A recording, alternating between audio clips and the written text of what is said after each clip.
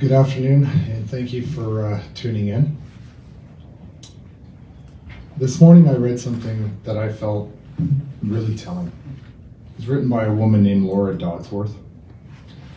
First they came for the truckers, and I did not speak out because I was not a trucker. Then they came for the donors to truckers, and I did not speak out because I was not a donor to truckers. Then they came for me, and there was no one left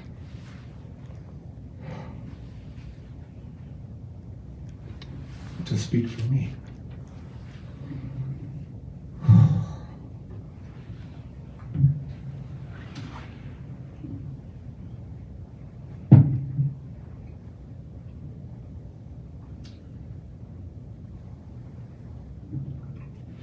Yesterday, I personally witnessed a woman get trampled.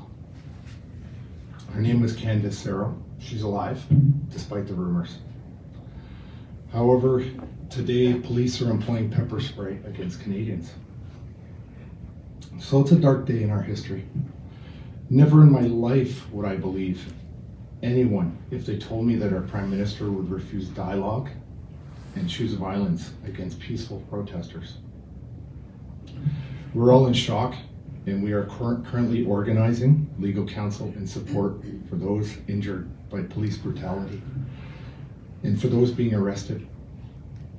Proud citizens demonstrating for their freedoms are now being apprehended for holding Canadian flags. They are being targeted for waving our glorious maple leaf. As we have seen, each time the government throws hurdles our way, it only strengthens Canadians' resolve. This demonstration has never been about COVID-19.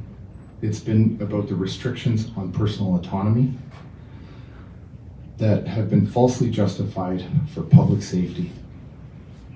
The infringement on our rights is now obvious and on full display in our nation's capital.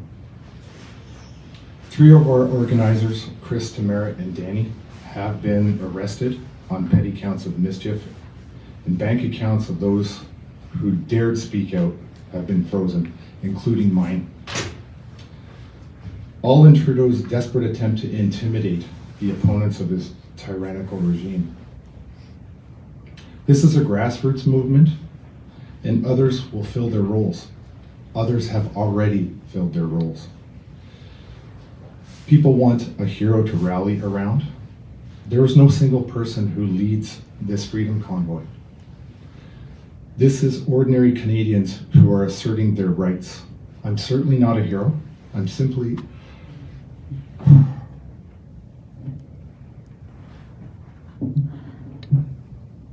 a father.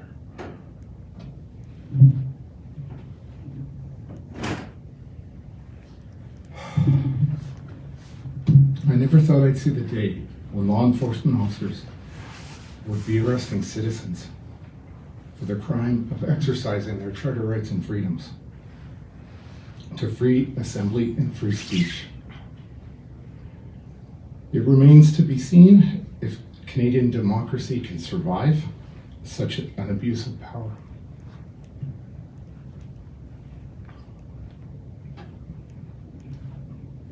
There are hundreds of police on Parliament Hill. Many are here in riot gear holding military assault rifles. There are armored vehicles and police transport buses. For what? We have no answer to that question. When someone held up their arms to protect against a baton being swung at their head, the Ottawa police claimed that their weapon was being reached for. Now they are claiming that not a single protester was trampled. I saw it myself. I was 10 feet away.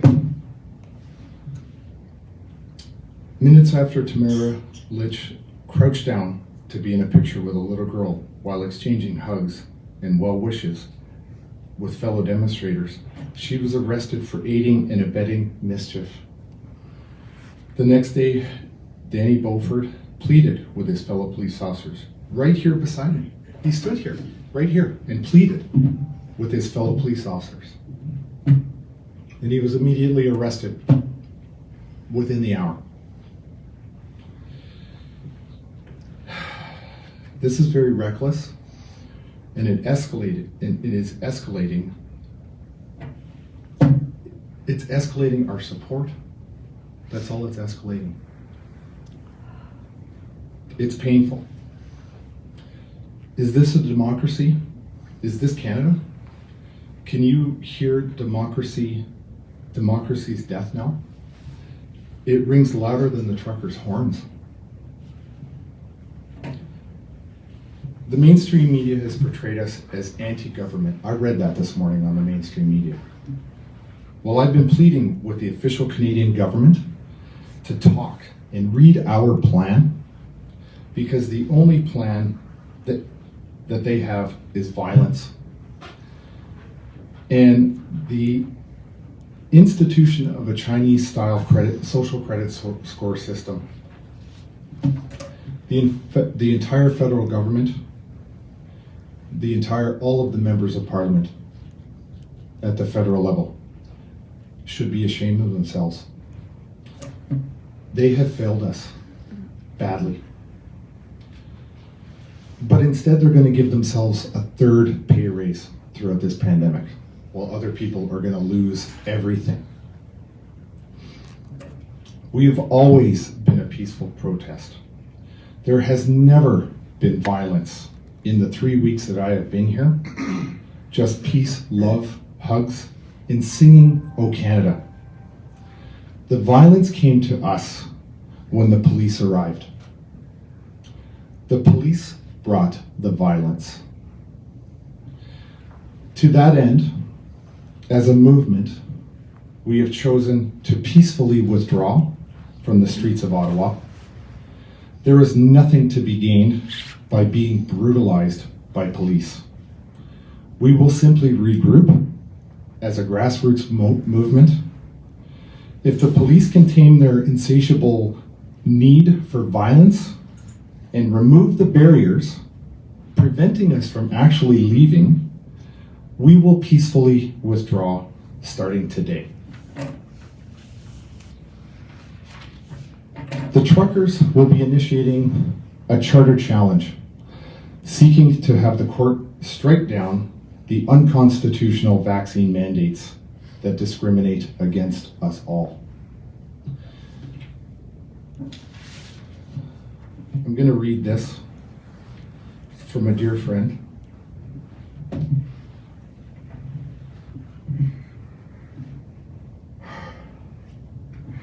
I'm so disappointed on how the truckers' peaceful protest for freedom has been met with violence by the police and the government. We call upon all Canadians to join us in a movement of silence and prayer. We pray for peace, freedom, and openness from the government to engage in a healthy discussion. We want safety and freedom for all Canadians.